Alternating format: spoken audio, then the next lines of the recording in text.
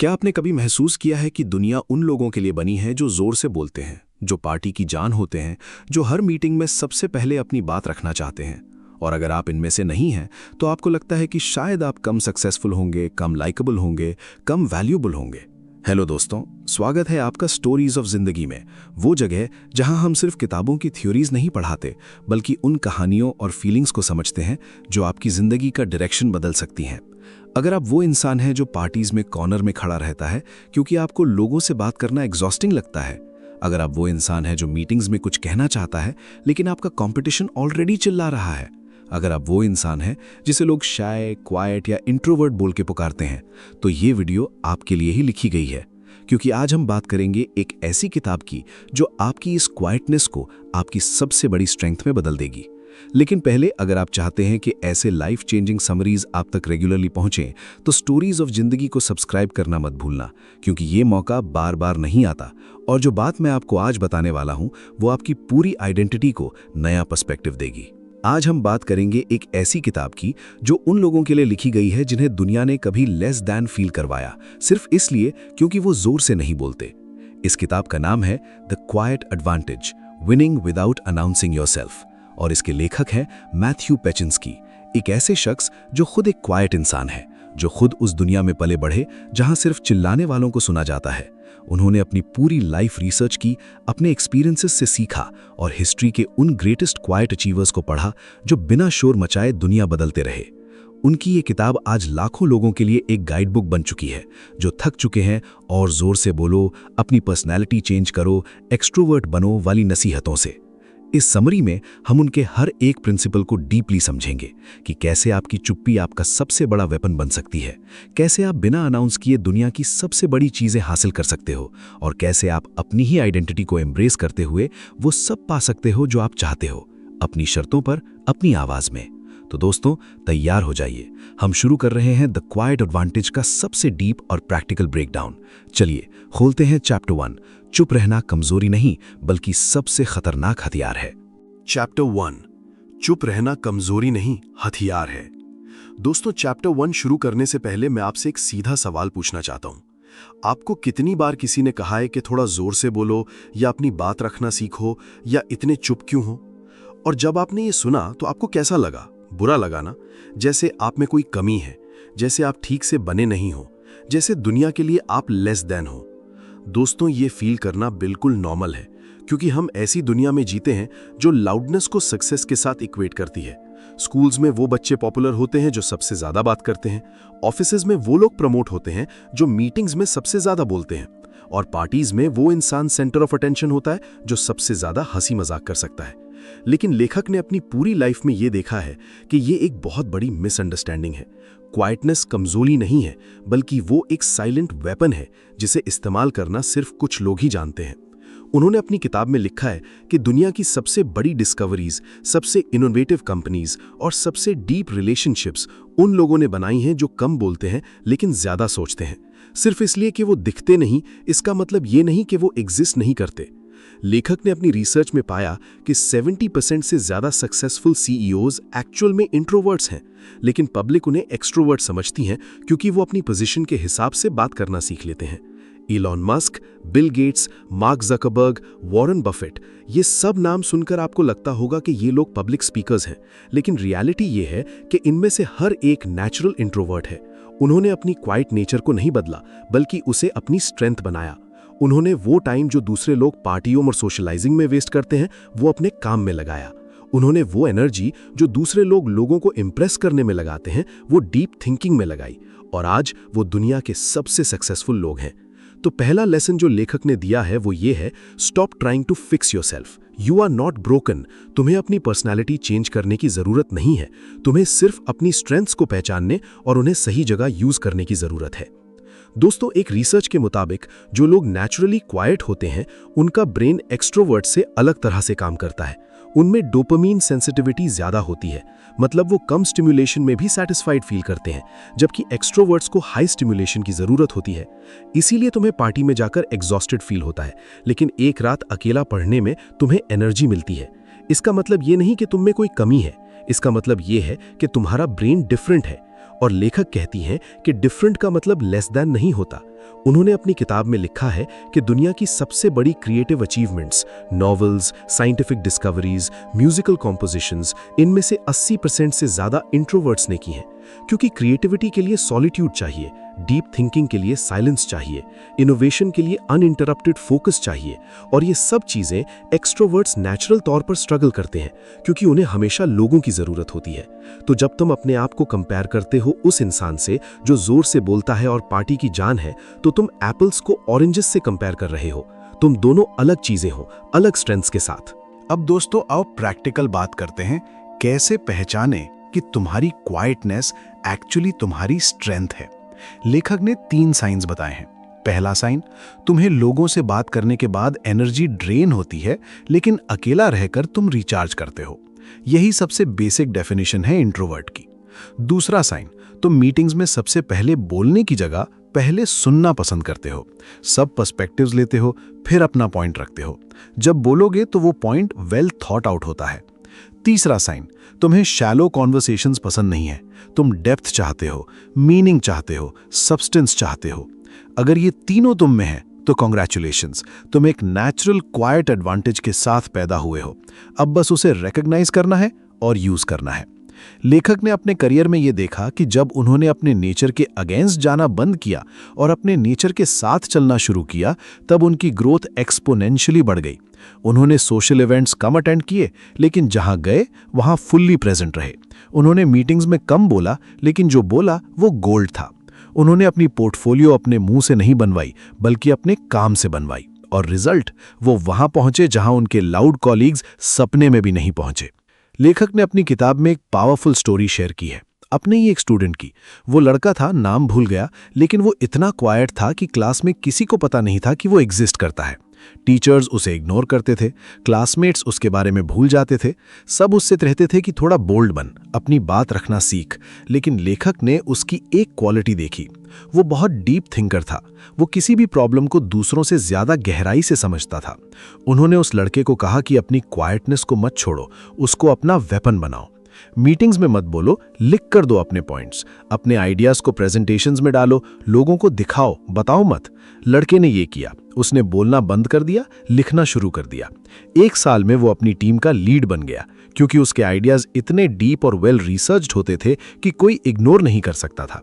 तो दोस्तों, सीख ये है कि अपनी क्वाइटनेस को वीकनेस मत समझो। वो एक डिफरेंट ऑपरेटिंग सिस्टम है, और अगर तुम उस ओएस को सही से यूज करना सीख गए तो तुम वो कर सकते हो जो लाउड लोग नहीं कर सकते। चैप्टर 1 का प्रैक्टिकल एक्शन स्टेप ये है, आज अपने एक पुराने दिन के बारे में सोचो जब तुमने अपनी नेचर के अगेंस्ट जाने की कोशिश की। शायद तुम किसी पार्टी में गए जब तुम्हें नहीं जाना था, या तुमने कुछ बोला जो तुम कहना नहीं चाहते थे, या तुमने कोई इवेंट अटेंड किया सिर्फ इसलिए कि लोग तुम्हें अनसोशल ना कहें। अब सोचो, क्या उस एक्सपीरियंस ने तुम्हें कुछ दिया या सिर्फ तुम्हारी एनर्जी ड्रेन की? अब सोचो कि अगर तुमने अपनी नेचर के साथ चलकर उस टाइम को अपने काम या अपने पैशन में लगाया होता तो क्या होता? अगली बार जब तुम्हें कोई इवेंट या सोशल गैदरिंग का इनविटेशन आए, अपने आप से पूछो, क्या मैं सच में जाना चाहता हूं? क्या ये मेरी एनर्जी को देगा या लेगा? अगर जवाब है लेगा, तो मत जाओ। कोई गिल्ट नहीं, कोई शेम नहीं। अपनी एनर्जी बचाओ अपने रियल गोल्स के लिए, क्योंकि दोस्तों, लेखक ने सही कहा है, your energy is your most valuable currency, spend it wisely. ये चैप्टर 1 की सीधी सी सीख है। चुप रहना कमजोरी नहीं है, बल्कि वो एक साइलेंट वेपन है। बस उसे पहचानना सीखो और इस्तेमाल करना सीखो। अगले चैप्टर में हम समझेंगे कि वो 3 खास ताकतें कौन सी हैं जो सिर्फ क्वाइट लोगों के पास होती हैं, और क्यों एक्सट्रोवर्ट्स उन्हें कॉपी नहीं कर सकते।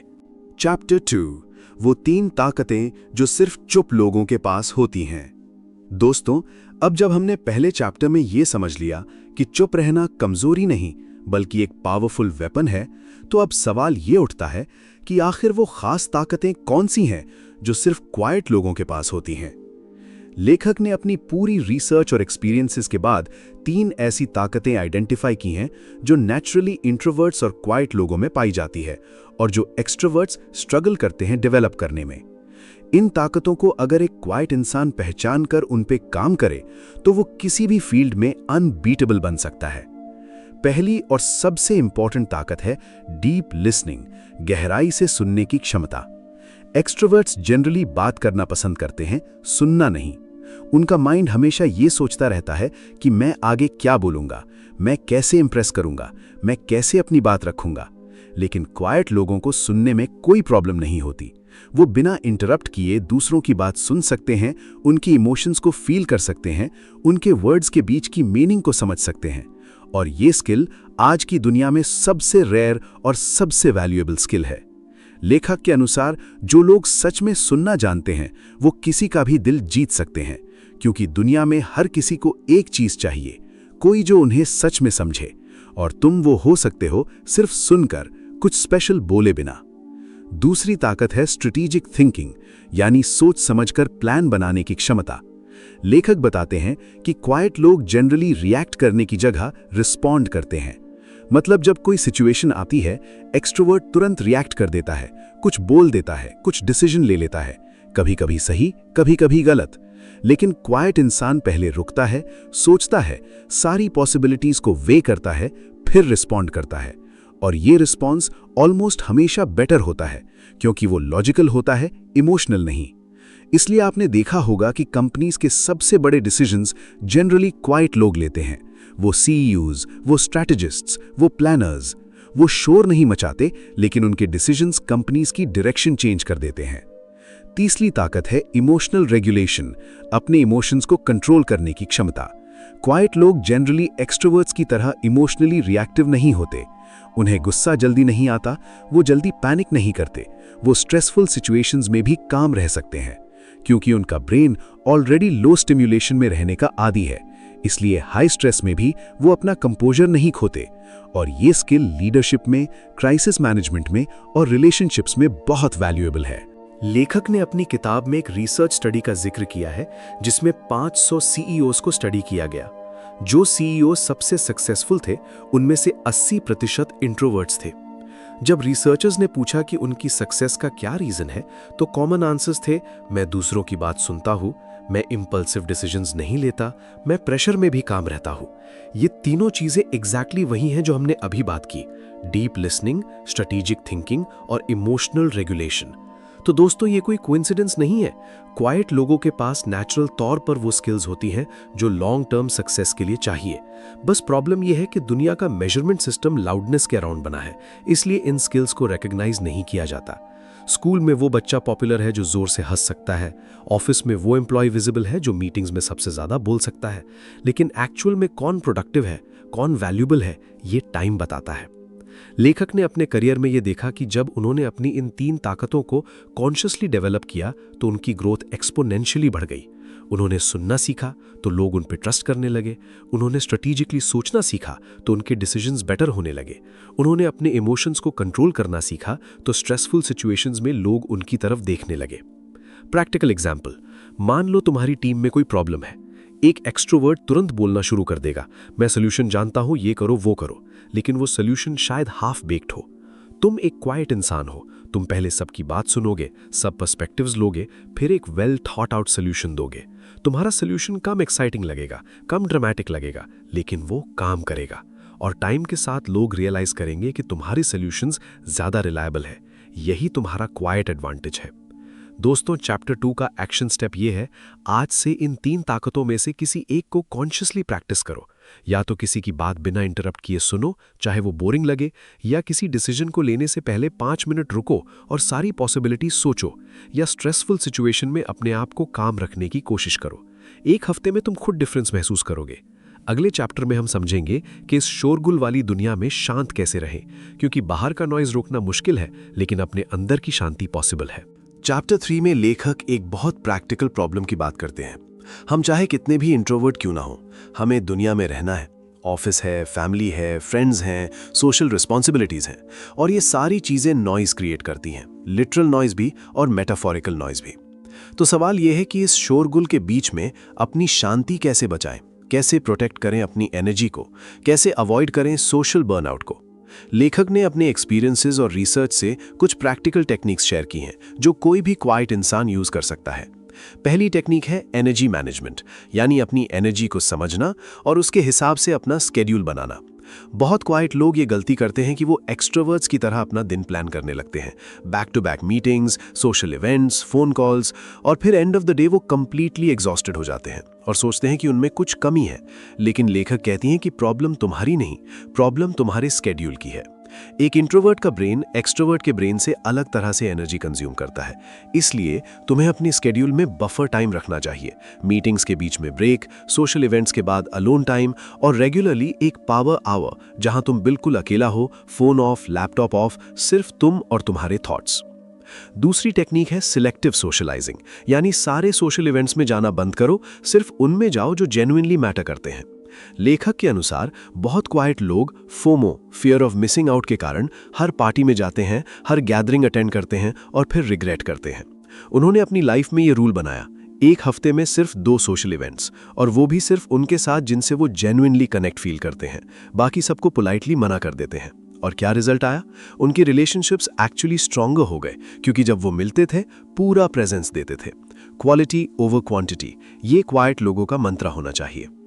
तीसरी टेक्निक है फिजिकल बाउंड्रीज क्रिएट करना, मतलब अपने लिए एक फिजिकल स्पेस बनाना जहां तुम अनडिस्टर्ब्ड रह सकते हो सकता है वो तुम्हारे घर में एक कॉर्नर हो, एक लाइब्रेरी हो, एक कैफे हो, या बस तुम्हारी कार हो। लेखक खुद अपने घर में एक स्मॉल रूम बनाया था जहां कोई अलाउड नहीं था बिना परमिशन के। वो रूम उनका रिचार्ज जोन था।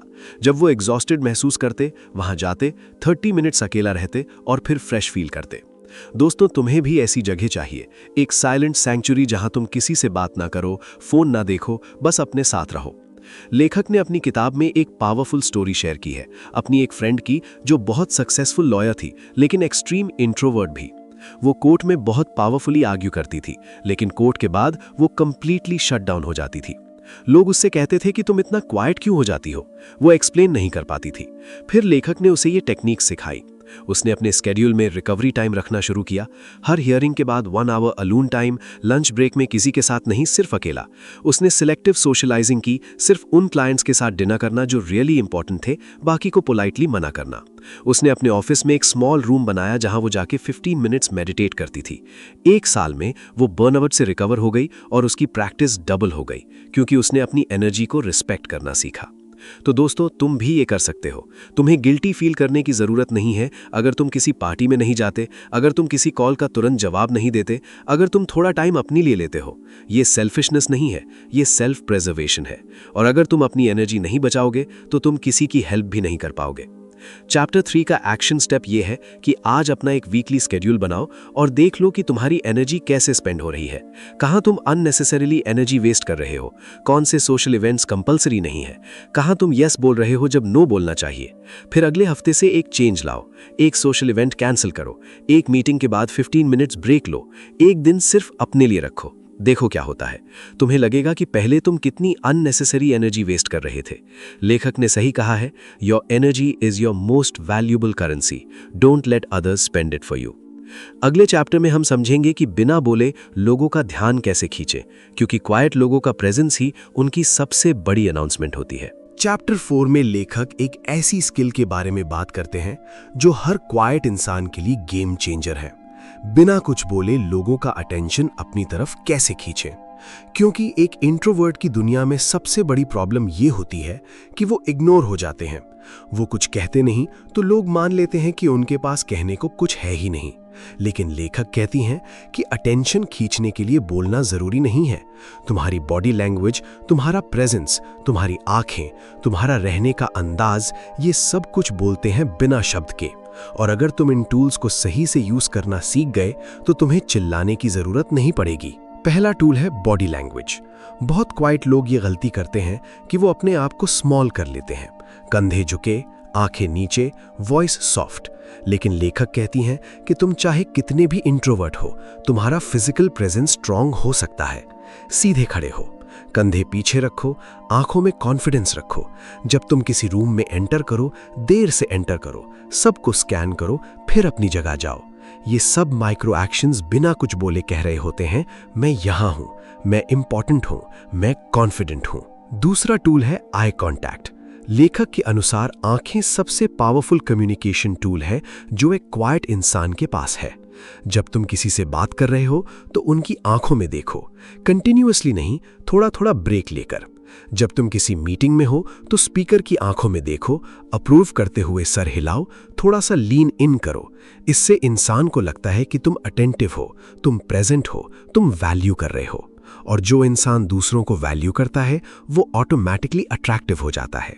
तीसरा टूल है स्ट्रेटेजिक साइलेंस। बहुत लोग अनकंफर्टेबल साइलेंस को भरने के लिए बकवास बोलने लगते हैं, लेकिन क्वाइट लोग ये जानते हैं कि साइलेंस अनकंफर्टेबल लगता है, इसलिए वो इसका इस्तेमाल अपने फेवर में कर सकते हैं। जब तुम कुछ मांग रहे हो या कोई इंपॉर्टेंट बात कह रहे हो तो कहने के बाद चुप हो जाओ, साइलेंस क्रिएट करो। सामने वाला इंसान उस साइलेंस में अनकंफर्टेबल फील करेगा और वो खुद बोलना शुरू कर देगा, और वो बोलते हुए वो इन्फॉर्मेशन दे देगा जो तुम चाहते थे। ये नेगोशिएशन की एक एडवांस टेक्निक है और लेखक कहती हैं कि क्वाइट लोग नेचुरली इसमें बेटर होते हैं। लेखक ने अपनी किताब में एक एग्जाम्पल दिया है अपने एक स्टूडेंट का जो सेल्समैन था। वो बहुत क्वाइट था, उसे लगता था कि सेल्स के लिए लाउड होना पड़ता है, इसलिए वो फेल हो रहा था। लेखक ने उसे ये टेक्निक सिखाई, सीधा खड़ा होना, स्ट्रॉन्ग आई कांटेक्ट रखना और स्ट्रेटेजिक साइलेंस यूज करना। उसने प्रैक्टिस की। 1 महीने में उसकी सेल्स 3 गुना बढ़ गई। कस्टमर खुद कहने लगे, आप में एक अलग कॉन्फिडेंस है, आप पर भरोसा हो जाता है। उसने बोला नहीं था स्पेशल, बस उसने अपने प्रेजेंस को स्ट्रॉन्ग कर दिया था। तो दोस्तों, ये मैजिक है बिना बोले ध्यान खींचने का। चैप्टर 4 का एक्शन स्टेप ये है, आज मिरर के सामने 5 मिनट खड़े होकर अपनी बॉडी लैंग्वेज ऑब्जर्व करो। क्या तुम सीधे खड़े हो? क्या तुम्हारी आंखों में कॉन्फिडेंस है? क्या तुम्हारा चेहरा पॉजिटिव है? फिर कल ऑफिस या कॉलेज में intentionally strong body language use करो। सीधे चलो, आंखों में देखो, थोड़ा देर से रिस्पॉन्ड दो, देखो लोगों का रिएक्शन कैसे बदलता है। अगले चैप्टर में हम समझेंगे कि कम बोलना सीखना क्यों जरूरी है, क्योंकि कम शब्द ज्यादा वेट। चैप्टर 5 में लेखक एक ऐसे प्रिंसिपल की बात करते हैं जो क्वाइट लोगों की सुपर पावर है, लेस वर्ड्स मोर इम्पैक्ट। दुनिया में बहुत लोग ज्यादा बोलते हैं, लेकिन उनके वर्ड्स का वेट कम होता है। उनकी बातों में डेप्थ नहीं होती, सब्सटेंस नहीं होती। उनके हर दूसरे सेंटेंस में फिलर वर्ड्स होते हैं, जैसे actually, basically, you know, like, और इन सब की वजह से उनकी बात वीक हो जाती है। लेकिन अगर तुम कम बोलते हो, लेकिन जो बोलते हो वो ऐसे बोलो कि लोग हिल जाएं, तो तुम्हारा हर वर्ड गोल्ड बन जाता है। लेखक ने अपनी पूरी लाइफ में ये देखा है कि जो लोग सबसे ज्यादा बोलते हैं वो जनरली सबसे कम सुनने वाले होते हैं, और जो लोग सबसे कम बोलते हैं उनके पास जनरली सबसे ज्यादा कहने को होता है। इसमें कोई कॉन्ट्रडिक्शन नहीं है, ये क्वालिटी वर्सेस क्वांटिटी का क्लासिक केस है। उन्होंने अपनी किताब में लिखा है कि क्वालिटी ओवर क्वांटिटी, ये रूल सिर्फ प्रोडक्ट्स के लिए नहीं, कम्युनिकेशन के लिए भी है। अपने वर्ड्स को इन्वेस्ट करो जैसे पैसा इन्वेस्ट करते हो, सोच समझकर, कैलकुलेटेड रिस्क लेकर, हाई रिटर्न की उम्मीद में। एक इंसान जो दिन में 10,000 वर्ड्स बोलता है, उसका एक वर्ड वैल्यू सिर्फ 1 पैसा हो सकता है, लेकिन जो इंसान दिन में 500 वर्ड्स बोलता है, उसके हर वर्ड की वैल्यू 20 रुपए हो सकती है, क्योंकि वो वर्ड्स सिलेक्टेड होते हैं, इंटेंशनल होते हैं, पावरफुल होते हैं। पहला रूल है थिंक बिफोर यू स्पीक। ये रूल तुमने स्कूल में पढ़ा होगा, लेकिन लेखक कहती हैं कि इसका प्रैक्टिकल मीनिंग बहुत डीप है। बहुत लोग बोलना शुरू कर देते हैं बिना सोचे, फिर बीच में रियलाइज करते हैं कि उन्हें क्या कहना है, फिर वो बकवास करते रहते हैं, फिर एंड में उन्हें याद नहीं रहता कि उन्होंने क्या कहा। वो एक ट्रेन की तरह है बिना ड्राइवर के, चल तो रही है लेकिन कहाँ जा रही है पता नहीं। लेकिन तुम रुको, सोचो, अपने थॉट्स को ऑर्गेनाइज करो, फिर बोलो। तुम थोड़ा लेट बोलोगे, लेकिन तुम्हारा पॉइंट क्लियर होगा, कंसाइज होगा और मेमोरेबल होगा। उन्होंने अपनी लाइफ में ये प्रैक्टिस की कि जब भी वो कुछ कहना चाहते थे, वो अपने माइंड में एक 5 सेकंड टाइमर लगाते थे। 5 सेकंड में वो सोचते थे, क्या मैं ये कहना चाहता हूँ, क्या ये सही है, क्या ये हेल्पफुल है, क्या ये नेसेसरी है। अगर तीनों का जवाब हाँ होता था तब वो बोलते थे, अगर नहीं तो वो चुप रहते थे। और इस सिंपल प्रैक्टिस से उनकी कम्युनिकेशन की क्वालिटी ड्रामेटिकली इंप्रूव कर दी। लोग उन्हें सुनने लगते थे क्योंकि उन्हें पता था कि जब वो बोलेंगे तो कुछ वैल्यूएबल ही बोलेंगे। दूसरा रूल है ask questions instead of making statements. लेखक के अनुसार सबसे इंटेलिजेंट लोग वो हैं जो ज्यादा क्वेश्चंस पूछते हैं, स्टेटमेंट्स नहीं बनाते, क्योंकि क्वेश्चंस 2 चीजें दिखाते हैं। पहला, कि तुम क्यूरियस हो, कि तुम सीखना चाहते हो, कि तुम अपने आप को स्मार्ट प्रूव करने की जगह समझना चाहते हो। दूसरा, कि तुम दूसरों की पर्सपेक्टिव वैल्यू करते हो, तुम अज्यूम नहीं कर रहे बल्कि एक्सप्लोर कर रहे हो। जब तुम किसी से पूछते हो तुम्हारा इस बारे में क्या ओपिनियन है, तो तुम उस इंसान को इंपॉर्टेंट फील करवा रहे हो। जब तुम पूछते हो क्या मैं सही समझ रहा हूं, तो तुम वल्नरेबिलिटी दिखा रहे हो, जो ट्रस्ट बिल्ड करती है। उन्होंने अपनी मीटिंग्स में ये नोटिस किया कि जब वो स्टेटमेंट्स बनाते थे लोग रिएक्ट करते थे, लेकिन जब वो क्वेश्चंस पूछते थे लोग एंगेज होते थे। उनकी अटेंशन ऑटोमेटिकली बढ़ जाती थी। इसलिए उनका सजेशन है कि इंट्रोवर्ट्स के लिए क्वेश्चन सबसे पावरफुल टूल है। तुम्हें आंसर्स नहीं होने चाहिए, तुम्हें क्वेश्चंस होने चाहिए, और तुम क्वेश्चंस पूछकर बिना कुछ डिक्लेयर किए रूम को कंट्रोल कर सकते हो। तीसरा रूल है यूज पॉज इफेक्टिवली। जब तुम कोई इंपॉर्टेंट बात कहो उसके बाद पॉज लो। 2-3 सेकंड की चुप्पी, 1000 मिली सेकेंड्स की साइलेंस। उस पॉज में तुम्हारे वर्ड्स सेटल होते हैं, उनका वेट महसूस होता है, उनका मीनिंग अब्जॉर्ब होता है। जो लोग कंटिन्यूअसली बोलते रहते हैं उनके वर्ड्स एक दूसरे में मर्ज हो जाते हैं, वो बैकग्राउंड नॉइज बन जाते हैं। जो लोग पॉज लेते हैं उनके वर्ड्स हाईलाइट हो जाते हैं, वो फोरग्राउंड में आते हैं। उन्होंने अपनी लाइफ में ये रूल अप्लाई किया। उन्होंने मीटिंग्स में कम बोला, लेकिन जब बोला पहले 2 सेकंड पॉज लिया, फिर स्लो और क्लियर बोलना शुरू किया, फिर बोलने के बाद फिर 2 सेकंड पॉज लिया। लोग ऑटोमेटिकली लीन इन करने लगते थे, क्योंकि उन्हें लगता था कि कुछ इंपॉर्टेंट होने वाला है। उनकी आवाज भारी नहीं थी, उनका टोन हाई नहीं था, बस उनका पॉज पावरफुल था। एक बार उनके एक कॉलीग ने उनसे कहा, जब तुम बोलते हो तो पूरा रूम साइलेंट हो जाता है। मैं नहीं जानता कैसे, लेकिन होता है। उन्होंने बताया कि वो जादू पॉज का है।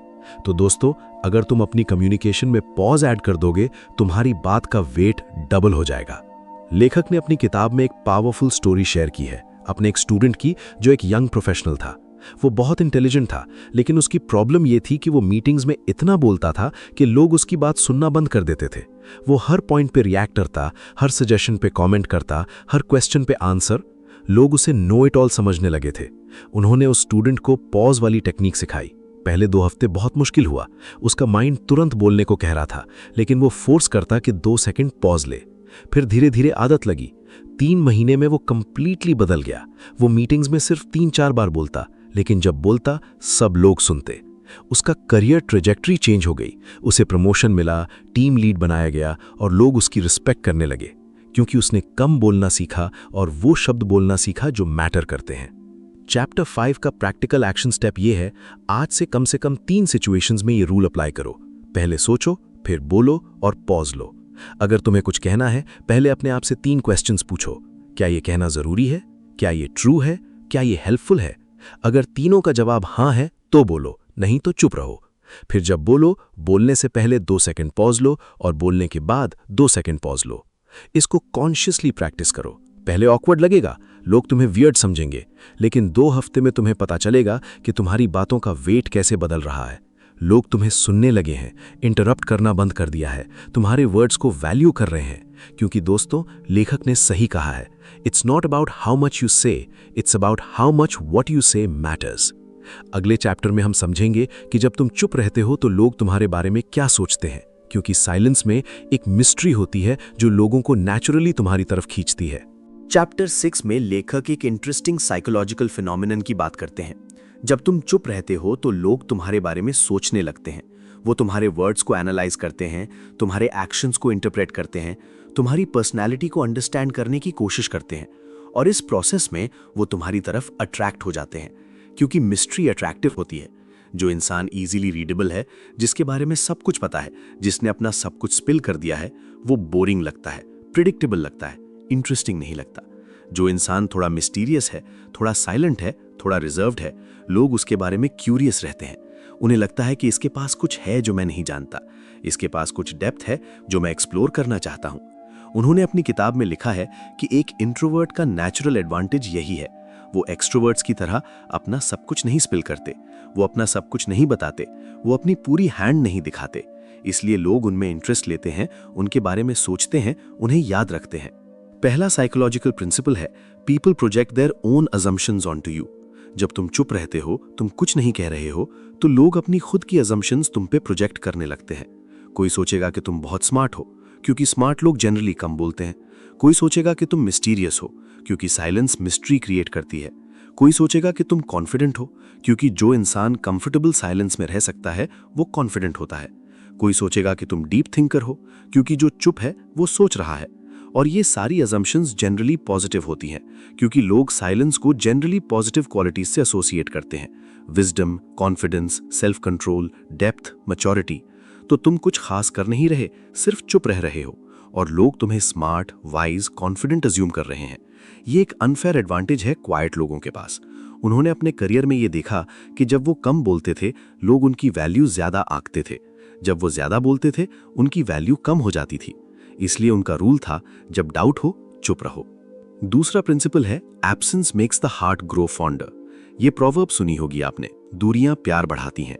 यहां दूरी का मतलब फिजिकल दूरी नहीं, अवेलेबिलिटी की दूरी है। जब तुम हमेशा अवेलेबल नहीं रहते, जब तुम हमेशा बोलने को रेडी नहीं रहते, जब तुम हमेशा रिएक्ट नहीं करते, तो लोग तुम्हारी वैल्यू बढ़ाकर आंकते हैं। लेखक खुद अपनी लाइफ में ये यूज करते थे। वो मीटिंग्स में कम बोलते थे, पार्टीज में जल्दी चले जाते थे, कॉल्स का तुरंत जवाब नहीं देते थे, मैसेजेस का इंस्टेंटली रिप्लाई नहीं करते थे। लोगों को लगता था कि वो बिजी हैं, इंपॉर्टेंट है, उनका टाइम वैल्यूएबल है, और इस परसेप्शन की वजह से लोग उन्हें ज्यादा प्रायोरिटी देते थे। उनकी अवेलेबिलिटी कम थी लेकिन उनकी विजिबिलिटी ज्यादा थी। उन्होंने अपने स्टूडेंट्स को भी यही सिखाया, अपनी अवेलेबिलिटी लिमिटेड रखो। जब तुम हमेशा अवेलेबल रहोगे तुम्हारी वैल्यू कम हो जाएगी, जब तुम सिलेक्टिव अवेलेबिलिटी रखोगे तुम्हारी वैल्यू हाई रहेगी। और ये मैनिपुलेशन नहीं है, ये बेसिक सप्लाई डिमांड इकोनॉमिक्स है। तीसरा प्रिंसिपल है साइलेंस क्रिएट्स अथॉरिटी। जिस इंसान को साइलेंस कंफर्टेबल है वो नेचुरली अथॉरिटेटिव दिखता है। सोचिए, एक जज कोर्ट में जनरली चुप रहता है, लॉयर बोलते हैं, वो चुप रहता है और डिसीजन लेता है। उसका साइलेंस अथॉरिटी क्रिएट करता है। एक लीडर जो मीटिंग में सिर्फ 2-3 बार बोलता है उसकी बात का वेट ज्यादा होता है लीडर से जो कंटिन्यूसली बोलता है। लेखक कहती है कि जब तुम किसी मीटिंग में कंटिन्यूसली बोल रहे हो तुम एक पार्टिसिपेंट की तरह दिखते हो, टीम मेंबर की तरह दिखते हो। जब तुम चुप रहते हो और बीच में 2-4 हाई क्वालिटी बातें बोलते हो तुम एक लीडर की तरह दिखते हो, डिसीजन मेकर की तरह दिखते हो। क्योंकि लीडर्स सिलेक्टिवली स्पीक, वो अपना ओपिनियन तब देते हैं जब वो श्योर हो, जब वो वैल्यू ऐड कर सकते हो। बाकी टाइम वो ऑब्जर्व करते हैं, एनालाइज करते हैं, प्लान करते हैं। उन्होंने अपनी किताब में एक स्टडी का जिक्र किया है जिसमें रिसर्चर्स ने मीटिंग्स रिकॉर्ड की और देखा कि कौन सबसे ज्यादा इन्फ्लुएंशियल था। रिजल्ट सरप्राइजिंग थे। जो लोग सबसे ज्यादा बोलते थे वो सबसे इन्फ्लुएंशियल नहीं थे।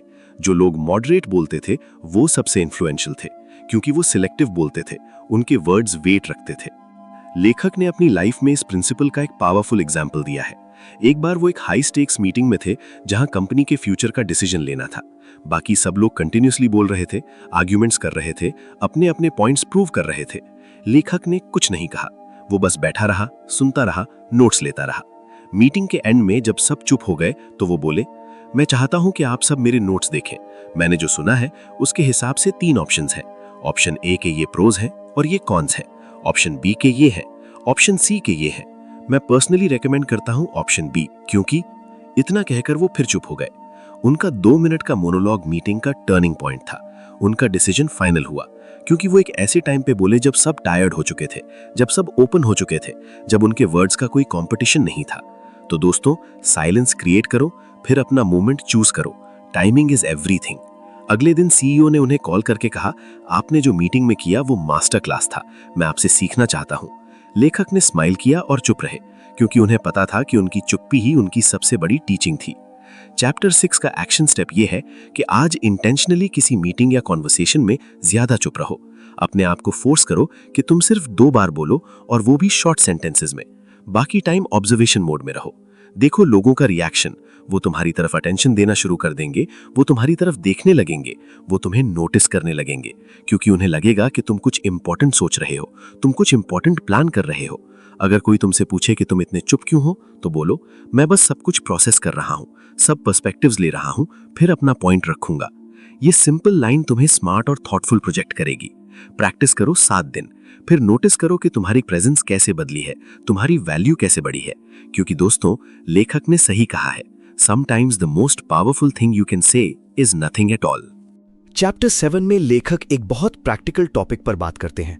कॉर्पोरेट दुनिया में क्वाइट इंसान कैसे सक्सीड करे बिना अपनी नेचर चेंज किए। क्योंकि ऑफिस कल्चर जनरली एक्सट्रोवर्ट्स के लिए बना है।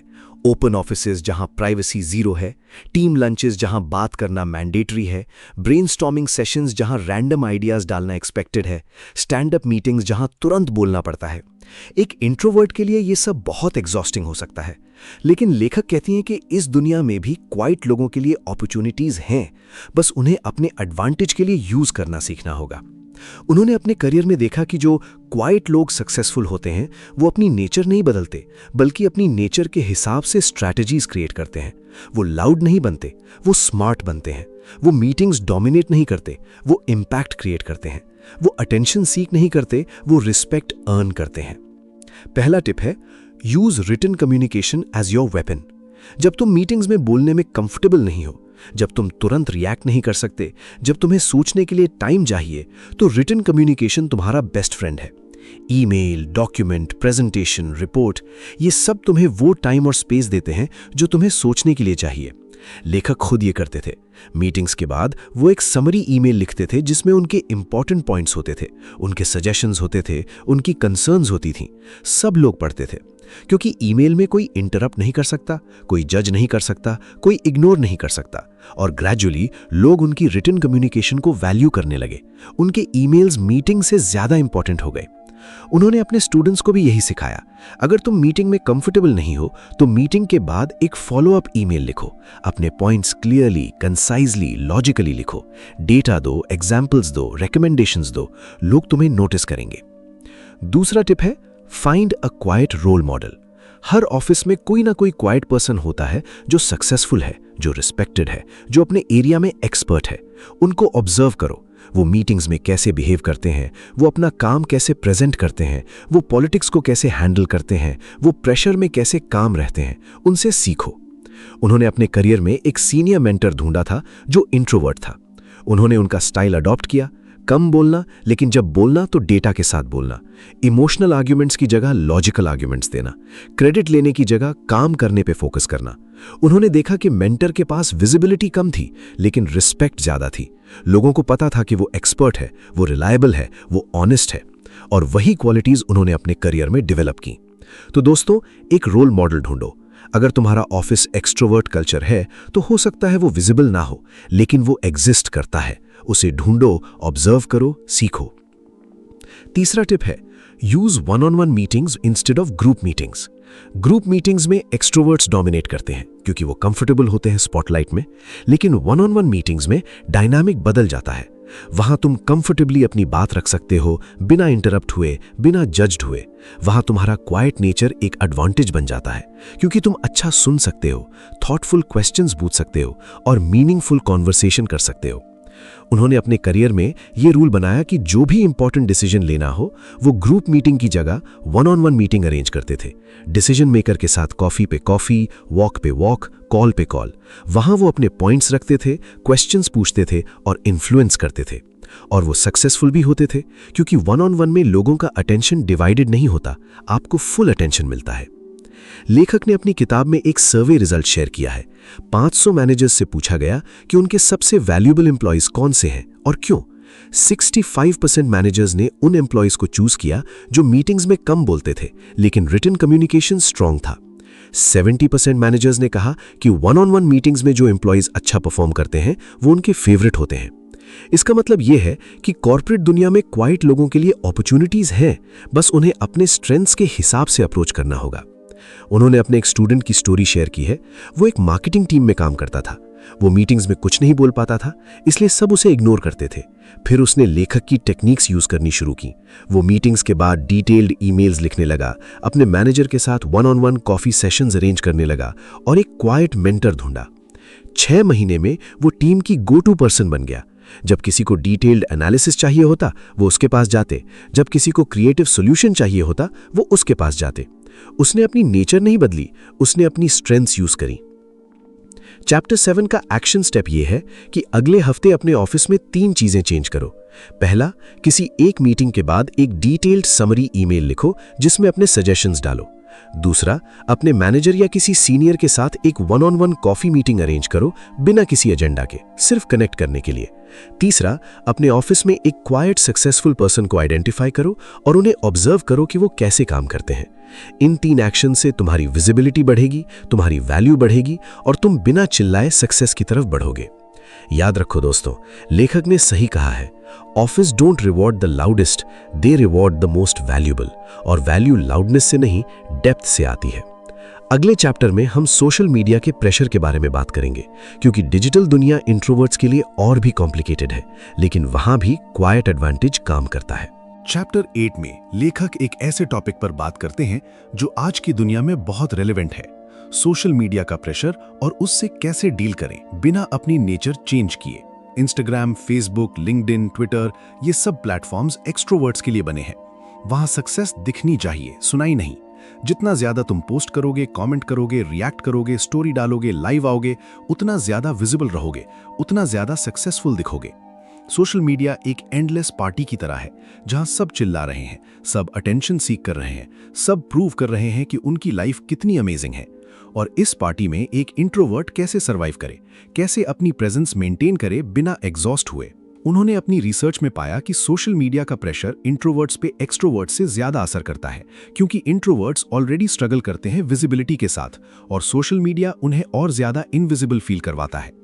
उन्होंने अपनी किताब में लिखा है कि लेकिन इस प्रेशर को हैंडल करने का तरीका है अपने क्वाइट नेचर को डिजिटल वर्ल्ड में भी वेपन बनाना। पहला रूल है, be a curator not a creator.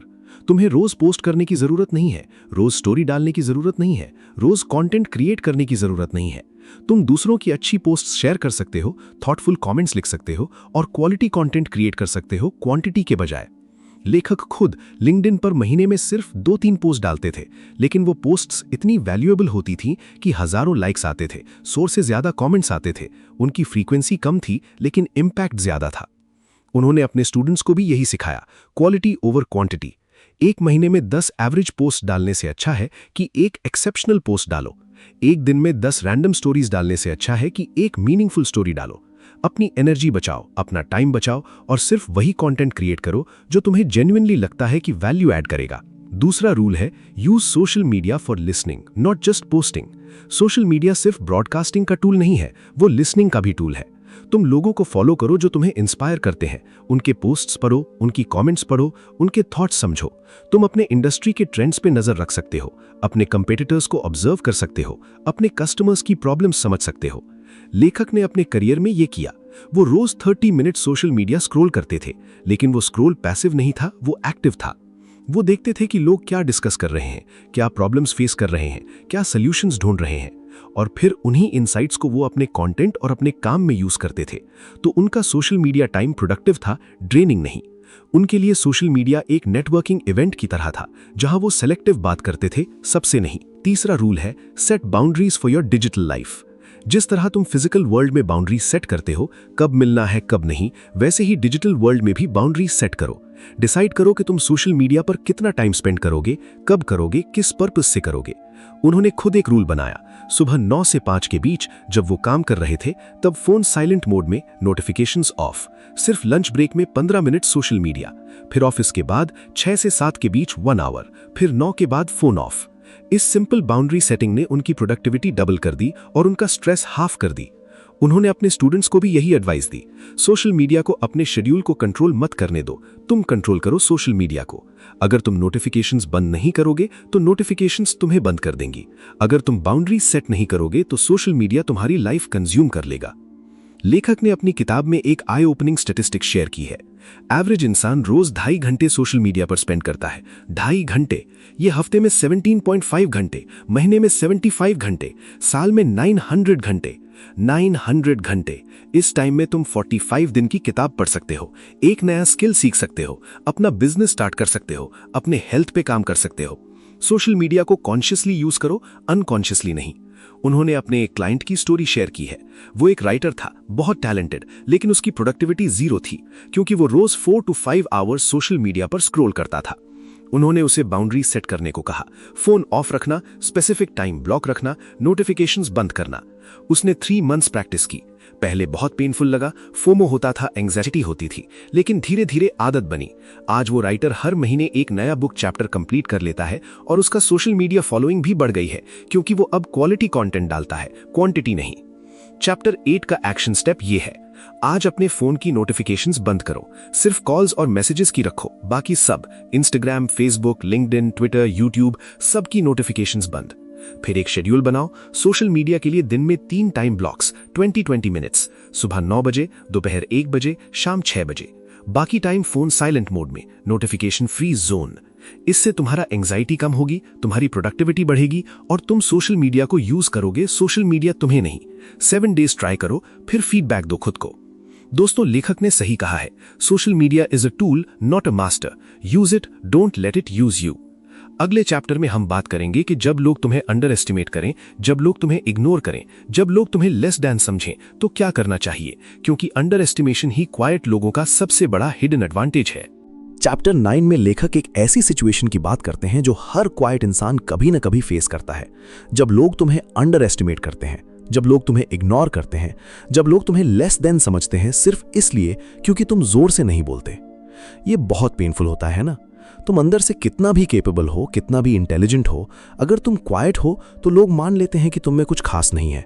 लेकिन लेखक कहती है कि इस सिचुएशन को हैंडल करने का तरीका है, और वो तरीका है इस अंडर एस्टिमेशन को अपने एडवांटेज में बदलना। उन्होंने अपनी किताब में लिखा है कि दुनिया के सबसे सक्सेसफुल क्वाइट लोगों ने अपनी पूरी लाइफ यही किया। उन्होंने लोगों को अंडर एस्टिमेट करने दिया, उन्होंने लोगों को इग्नोर करने दिया, उन्होंने लोगों को अंडरडॉग समझने दिया, और फिर जब मौका आया उन्होंने सबको शॉक कर दिया। क्योंकि अंडर एस्टिमेशन एक गिफ्ट है, ये तुम्हें फ्रीडम देता है, ये तुम्हें स्पेस देता है, ये तुम्हें एलिमेंट ऑफ सरप्राइज देता है। पहला प्रिंसिपल है let them under estimate you. जब लोग तुम्हें अंडर एस्टिमेट करते हैं तो उनका गार्ड नीचे हो जाता है। वो तुम्हें थ्रेट नहीं समझते, इसलिए वो अपनी पूरी स्ट्रैटेजी तुम्हारे सामने रख देते हैं। वो अपनी वीकनेसेस दिखा देते हैं, अपने प्लान्स बता देते हैं, अपनी सोच शेयर कर देते हैं, क्योंकि उन्हें लगता है कि तुम कुछ कर नहीं सकते।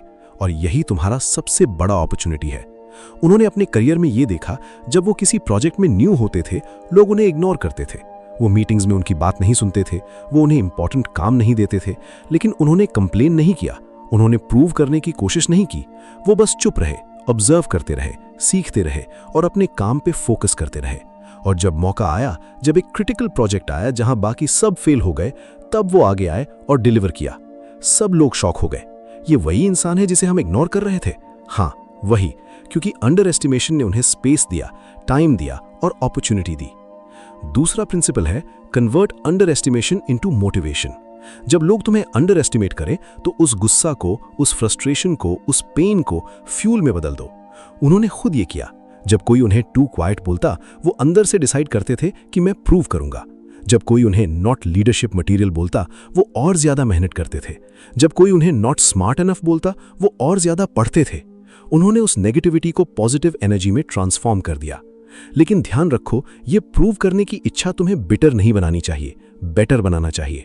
तुम रिवेंज नहीं लेना चाहते, तुम सेल्फ इंप्रूवमेंट करना चाहते हो। तुम दूसरों को गलत साबित नहीं करना चाहते, तुम खुद को साबित करना चाहते हो। उन्होंने अपनी किताब में लिखा है कि रिवेंज एक स्मॉल माइंडसेट है, सेल्फ इंप्रूवमेंट एक ग्रोथ माइंडसेट है। रिवेंज तुम्हें नीचे ले जाता है, सेल्फ इंप्रूवमेंट तुम्हें ऊपर ले जाता है। तो जब कोई तुम्हें अंडर एस्टिमेट करे तो उसे as a fuel for your growth. तीसरा प्रिंसिपल है शो डोंट टेल। जब लोग तुम्हें अंडर एस्टिमेट कर रहे हैं तो तुम उन्हें कुछ बताओ मत, तुम प्रूव करो, तुम काम करो, तुम रिजल्ट्स लाओ। क्योंकि वर्ड्स चीप है, एक्शंस एक्सपेंसिव है। कोई भी बोल सकता है कि मैं केपेबल हूं, लेकिन केपेबल होने का मतलब है कि तुमने कुछ किया है, कुछ बनाया है, कुछ डिलीवर किया है। उन्होंने अपनी लाइफ में ये रूल बनाया, कभी अपनी कैपेबिलिटी के बारे में नहीं बताया, बस अपने काम के बारे में बताया। कभी नहीं कहा कि मैं स्मार्ट हूं, बस स्मार्ट काम किया। कभी नहीं कहा कि मैं लीडर हूं, बस लीडरशिप क्वालिटीज दिखाई। और इस अप्रोच ने उन्हें वो क्रेडिबिलिटी दी जो वर्ड्स कभी नहीं दे सकते थे। लेखक ने अपनी किताब में एक ब्यूटीफुल स्टोरी शेयर की है, एक यंग आर्किटेक्ट की। वो एक फर्म में ज्वाइन की थी। सब लोग एक्सपीरियंस थे, सब लोग लाउड थे, सब लोग अपने अपने आइडियाज अग्रेसिवली प्रेजेंट कर रहे थे। वो चुप थी, सुन रही थी, लर्न कर रही थी। सब ने उसे अंडर एस्टिमेट किया, सोचा नहीं है, एक्सपीरियंस नहीं है, कुछ खास नहीं है। 1 साल तक वो चुप रही, फिर एक बड़ा प्रोजेक्ट आया। एक कॉम्प्लेक्स बिल्डिंग डिजाइन करना था जो सिटी का लैंडमार्क बन सकता था। बाकी सब आर्किटेक्ट्स ने अपने डिजाइन डाले, फ्लैशी, ड्रामेटिक, अटेंशन सीकिंग। उसने भी अपना डिजाइन डाला, सिंपल, फंक्शनल, एलिगेंट। उसका डिजाइन चुना गया क्योंकि वो प्रैक्टिकल था, वो फीजिबल था, वो सस्टेनेबल था। बाकी सब शॉक हो गए। उन्होंने उससे पूछा कि तुम इतने चुप क्यों रही, तुमने अपना डिजाइन पहले क्यों नहीं दिखाया? उसने कहा, मैं अपना डिजाइन तब दिखाना चाहती थी जब वो रेडी हो, परफेक्ट हो और कंपटीशन हो। पहले दिखाना मतलब आइडिया स्टील होना या जजमेंट होना। मैंने अपना टाइम लिया, अपना काम किया और सही टाइम पे प्रेजेंट किया। आज वो आर्किटेक्ट अपनी फर्म की पार्टनर है। उसके बारे में कोई अंडर एस्टिमेशन नहीं करता। चैप्टर 9 का एक्शन स्टेप ये है, आज से जब भी कोई तुम्हें अंडर एस्टिमेट करे, 3 स्टेप्स फॉलो करो। स्टेप 1, कुछ मत बोलो, स्माइल करो और चुप हो जाओ। स्टेप 2, उस इमोशन को फ्यूल में बदलो, उस फ्रस्ट्रेशन को मोटिवेशन में बदलो। स्टेप 3, अपने काम पे डबल फोकस करो और एक ऐसी चीज डिलीवर करो जो सबको शॉक करे। याद रखो दोस्तों, लेखक ने सही कहा है, being underestimated is not a curse, it's a blessing in disguise. It gives you the freedom to work without pressure, to grow without spotlight and to win without expectations. अगले चैप्टर में हम डीप वर्क के राज समझेंगे। वो ऐसी चीज जो extroverts कभी मास्टर नहीं कर पाते, लेकिन क्वाइट लोगों के लिए वो नेचुरल है, क्योंकि दुनिया की सबसे वैल्यूएबल चीजें साइलेंस में बनती हैं, नॉइज में नहीं। चैप्टर 10 में लेखक एक ऐसे कॉन्सेप्ट की बात करते हैं जो आज की डिस्ट्रैक्शन फील्ड दुनिया में सबसे वैल्यूएबल है, डीप वर्क। डीप वर्क का मतलब है अनइंटरप्टेड फोकस में काम करना, बिना किसी डिस्ट्रैक्शन के, बिना किसी इंटरप्शन के, बिना किसी नोटिफिकेशन के। ऐसा काम जहां तुम अपनी पूरी मेंटल कैपेसिटी यूज कर रहे हो, जहां तुम प्रॉब्लम सॉल्व कर रहे हो, जहां तुम क्रिएट कर रहे हो, जहां तुम लर्न कर रहे हो। और लेखक के अनुसार क्वाइट लोगों के पास डीप वर्क करने का नेचुरल एडवांटेज है, क्योंकि उनका ब्रेन एक्सट्रोवर्ट्स के ब्रेन से अलग तरह से वायर्ड है। वो लो स्टिमुलेशन में थ्राइव करते हैं, डिस्ट्रैक्शंस उन्हें जल्दी एग्जॉस्ट करते हैं, इसीलिए वो नेचुरली सीखते हैं कि डिस्ट्रैक्शन से कैसे बचना है। उन्होंने अपनी किताब में लिखा है कि डीप वर्क वही लोग कर सकते हैं जो सॉलिट्यूड में कंफर्टेबल हैं, जो साइलेंस में कंफर्टेबल हैं, जो अपने थॉट्स के साथ अलोन रह सकते हैं। और ये एग्जैक्टली वो चीजें हैं जो इंट्रोवर्ट्स नेचुरली करते हैं। पहला डीप वर्क प्रिंसिपल है, create a distraction free environment. लेखक कहती है कि तुम्हारा एनवायरनमेंट तुम्हारा फोकस डिसाइड करता है। अगर तुम्हारे आसपास नॉइज है, फोन है, लोग हैं, नोटिफिकेशंस आ रहे हैं, तो तुम डीप वर्क नहीं कर सकते। तुम्हें अपना एक डीप वर्क जोन बनाना होगा, एक जगह जहां तुम अनडिस्टर्ब्ड रह सकते हो, कम से कम 2-3 घंटे। हो सकता है वो तुम्हारे घर में एक रूम हो, एक लाइब्रेरी हो, एक कैफे हो जहां तुम हेडफोन्स पहनकर बैठते हो। उन्होंने खुद अपना डीप वर्क जोन बनाया। सुबह 5 बजे उठते थे, 5:30 से 8:30 तक उनका डीप वर्क टाइम होता था। फोन ऑफ, लैपटॉप ऑफलाइन, कोई नहीं, कुछ नहीं, बस वो और उनका काम। इन 3 घंटों में वो ऐसे काम करते थे जो बाकी लोग 8 घंटे में नहीं कर पाते थे, क्योंकि उनका फोकस स्प्लिट नहीं था, उनकी एनर्जी वेस्टेड नहीं थी, उनका माइंड क्लियर था। दूसरा डीप वर्क प्रिंसिपल है, batch your shallow work. Shallow work वो काम है जो ज्यादा मेंटल एनर्जी नहीं लेता। ईमेल्स चेक करना, मैसेजेस रिप्लाई करना, कॉल्स अटेंड करना, मीटिंग्स में जाना, ये सब चीजें जरूरी हैं, लेकिन ये डीप वर्क नहीं है। ये तुम्हारी एनर्जी लेते हैं बिना ज्यादा वैल्यू रिटर्न किए। इसलिए लेखक सजेस्ट करते हैं कि शैलो वर्क को बैच करो। एक स्पेसिफिक टाइम ब्लॉक रख दो, फॉर ईमेल्स, एक फॉर मैसेजेस, एक फॉर कॉल्स। उन्होंने खुद ये किया। सुबह 8:30 से 9 ईमेल्स, दोपहर 1 से 1:30 कॉल्स, शाम 5 से 5:30 मैसेजेस। बाकी टाइम वो डीप वर्क मोड में रहते थे। इस सिंपल प्रैक्टिस ने उनकी प्रोडक्टिविटी 3x कर दी, क्योंकि उनका माइंड टास्क स्विचिंग से नहीं थकता था। वो एक टाइम में एक टाइप का काम करते थे। तीसरा डीप वर्क प्रिंसिपल है, protect your energy like a precious resource. Deep work exhausting है, मेंटल मैराथन है। तुम रोज 8 घंटे डीप वर्क नहीं कर सकते। उन्होंने अपने करियर में ये देखा कि वो रोज सिर्फ 3 से 4 घंटे ही डीप वर्क कर पाते थे, लेकिन वो 3-4 घंटे इतने प्रोडक्टिव होते थे कि बाकी 4 घंटे वो आराम कर सकते थे या शैलो वर्क कर सकते थे। तो अपनी एनर्जी को जानो। तुम कितना डीप वर्क कर सकते हो एक दिन में? 2 घंटे, 3 घंटे, 4 घंटे? उस हिसाब से अपना स्केड्यूल बनाओ। डीप वर्क के बाद मैंडेटरी ब्रेक लो। वॉक करो, मेडिटेट करो, कुछ भी करो जो तुम्हारा माइंड रीसेट करे। उन्होंने अपने स्टूडेंट्स को बताया कि डीप वर्क के बाद का ब्रेक उतना ही इंपॉर्टेंट है जितना डीप वर्क खुद, क्योंकि अगर तुम कंटिन्यूसली डीप वर्क करोगे, बर्नआउट हो जाओगे और फिर कुछ नहीं कर पाओगे। लेखक ने अपनी किताब में एक रिसर्च स्टडी शेयर की है। उन्होंने 500 प्रोफेशनल्स को ट्रैक किया, देखा कि वो अपना टाइम कैसे स्पेंड करते हैं। एवरेज प्रोफेशनल की डे ऐसी होती है: 2.5 hours meetings, 1.5 hours emails, 1 hour calls, 1 hour breaks and distractions और सिर्फ 2 घंटे एक्चुअल डीप वर्क। 2 घंटे, बाकी 6 घंटे शैलो वर्क और वेस्ट।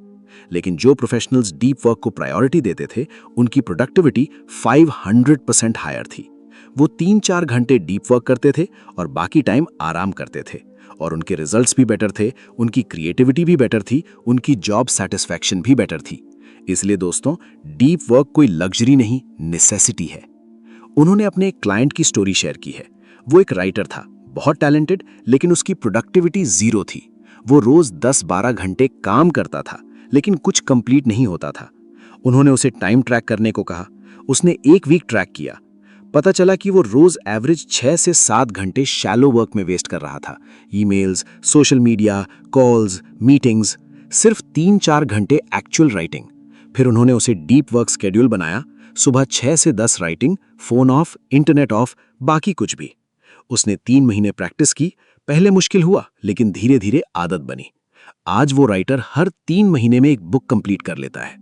उन्होंने कहा, मैंने अपना टाइम 10 घंटे से 4 घंटे कर दिया और मेरा आउटपुट 3x हो गया। ये है मैजिक डीप वर्क का। तो दोस्तों, लेखक ने सही कहा है, shallow work makes you busy, deep work makes you productive. Quite लोगों के लिए डीप वर्क नेचुरल है। बस उसे स्ट्रक्चर दो, प्रायोरिटी दो और देखो कैसे तुम्हारी लाइफ बदलती है। अगले चैप्टर में हम बात करेंगे कि कॉन्वर्सेशन में कम बोलकर ज्यादा कैसे हासिल करें, क्योंकि बातचीत में जीतने का फॉर्मूला है, और वो फॉर्मूला लाउडनेस नहीं, स्ट्रैटेजी है। दोस्तों, चैप्टर 11 में लेखक बात करते हैं कि कॉन्वर्सेशन, बातचीत में कैसे कम बोलकर ज्यादा हासिल करें, क्योंकि क्वाइट लोगों के लिए सबसे चैलेंजिंग सिचुएशंस में से एक होती है social conversations, networking events, random बातें जहां तुम्हें तुरंत बोलना होता है, क्विकली रिस्पॉन्ड करना होता है और इंटरेस्टिंग होना होता है। लेकिन लेखक कहती है कि कॉन्वर्सेशन में जीतने का फॉर्मूला लाउडनेस नहीं है, स्ट्रैटेजी है। और उन्होंने 3 ऐसी स्ट्रैटेजीज शेयर की हैं जो कोई भी क्वाइट इंसान यूज कर सकता है। पहली स्ट्रैटेजी है आस्क बेटर क्वेश्चंस। तुम्हारा काम इंटरेस्टिंग आंसर्स देना नहीं है, तुम्हारा काम इंटरेस्टिंग क्वेश्चंस पूछना है, क्योंकि इंटरेस्टिंग क्वेश्चंस पूछने वाला इंसान ऑटोमेटिकली इंटरेस्टिंग हो जाता है। लोग ऐसे इंसान को याद रखते हैं जिसने उनसे ऐसे सवाल पूछे जो किसी और ने नहीं पूछे। तो कॉन्वर्सेशन से पहले 2-3 डीप क्वेश्चंस रेडी रखो। What's something you're excited about these days? What's a challenge you're facing that I can help with? What's a belief you changed recently? दूसरी स्ट्रैटेजी है listen with intent to understand, not to respond. जब तुम दूसरों की बात सुन रहे हो तो तुम्हारा माइंड ये नहीं सोचना चाहिए कि मैं आगे क्या बोलूंगा। तुम्हारा माइंड सिर्फ ये सोचना चाहिए कि वो क्या कह रहे हैं, उनका क्या मतलब है, उनकी फीलिंग क्या है। और जब तुम सच में सुनोगे तो तुम्हारा रिस्पॉन्स ऑटोमेटिकली बेटर होगा, ऑथेंटिक होगा, कनेक्टेड होगा। उन्होंने खुद ये प्रैक्टिस की। उन्होंने कॉन्वर्सेशंस में 80% टाइम सुना, 20% बोला और लोग उन्हें बेस्ट कॉन्वर्सेशनलिस्ट कहकर बुलाते थे। आयरनी है ना, जो सबसे कम बोलता है वो बेस्ट कॉन्वर्सेशनलिस्ट नहीं, आयरनी नहीं है, साइकोलॉजी है। लोग उनसे कनेक्टेड फील करते हैं क्योंकि उन्होंने उन्हें सुना। तीसरी स्ट्रैटेजी है फाइंड कॉमन ग्राउंड क्विकली। बहुत क्वाइट लोगों की प्रॉब्लम यह होती है कि वो कॉन्वर्सेशन में कॉमन ग्राउंड ढूंढ नहीं पाते, वो ऑकवर्ड साइलेंस में फंस जाते हैं। इसलिए पहले से कुछ यूनिवर्सल टॉपिक्स रेडी रखो, travel, food, books, movies, current events, और किसी भी टॉपिक में एक यूनिवर्सल क्वेश्चन रेडी रखो। What's the best meal you had recently, या what's a place you want to visit before you die. लेखक ने अपनी किताब में एक पावरफुल एग्जाम्पल दिया है अपने एक स्टूडेंट का जो शाय था, सोशल एंजाइटी थी, कॉन्वर्सेशन से डर लगता था। उन्होंने उसे ये 3 स्ट्रैटेजीज सिखाई। क्वेश्चंस रेडी करो, सुनना सीखो, कॉमन ग्राउंड ढूंढो। उसने प्रैक्टिस की। पहले 10 कॉन्वर्सेशंस ऑकवर्ड थे, अननेचुरल थे, फोर्स थे, लेकिन उन्होंने नहीं छोड़ा। 30 कॉन्वर्सेशंस के बाद वो फ्लुएंट हो गया। 100 कॉन्वर्सेशंस के बाद वो नेचुरली इंटरेस्टिंग हो गया। आज वो अपनी कंपनी का वीपी है और लोग उसे द कनेक्टर बुलाते हैं, क्योंकि वो लोगों को जोड़ता है, नेटवर्क बनाता है। उसने अपनी नेचर नहीं बदली, वो आज भी इंट्रोवर्ट है, लेकिन उसने कॉन्वर्सेशन का आर्ट सीख लिया। तो दोस्तों, कॉन्वर्सेशन एक स्किल है, टैलेंट नहीं। सीखो, प्रैक्टिस करो, मास्टर करो। अगले चैप्टर में हम बात करेंगे कि इंट्रोवर्ट लीडर क्यों सबसे बेस्ट होते हैं, रिसर्च से प्रूफ हुआ है। चैप्टर 12 में लेखक एक ऐसे टॉपिक पर बात करते हैं जो बहुत कंट्रोवर्शियल है, लीडरशिप। दुनिया की पॉपुलर इमेज यही है कि लीडर लाउड होता है, कैरिज्मेटिक होता है, जो रूम में आते ही अटेंशन ग्रैब कर लेता है। लेकिन लेखक कहती है कि ये इमेज बहुत मिसलीडिंग है। रिसर्च से प्रूव हो चुका है कि इंट्रोवर्ट लीडर्स एक्सट्रोवर्ट लीडर्स से ज्यादा इफेक्टिव होते हैं, specially in complex, uncertain and creative environments. उन्होंने अपनी किताब में मल्टीपल स्टडीज का जिक्र किया है। एक स्टडी में 1000+ कंपनीज के सीईओज को कंपेयर किया गया। जो सीईओज इंट्रोवर्ट थे, उनकी कंपनी का फाइनेंशियल परफॉर्मेंस एक्सट्रोवर्ट सीईओ से बेटर था, स्पेशली इन वॉलेटाइल मार्केट्स। क्योंकि इंट्रोवर्ट लीडर्स बेटर लिसनर्स होते हैं, इसलिए वो टीम की प्रॉब्लम्स पहले पहचान लेते हैं। वो स्ट्रेटेजिक थिंकर्स होते हैं, इसलिए वो इंपल्सिव डिसीजंस नहीं लेते। वो इमोशनली रेगुलेटेड होते हैं, इसलिए प्रेशर में काम रहते हैं। और वो क्रेडिट शेयर करते हैं, इसलिए टीम्स उनके लिए एक्स्ट्रा माइल जाती हैं। पहला इंट्रोवर्ट लीडरशिप एडवांटेज है, they empower others. Extrovert leaders often dominate conversations, take credit and make decisions alone. Introvert leaders do the opposite.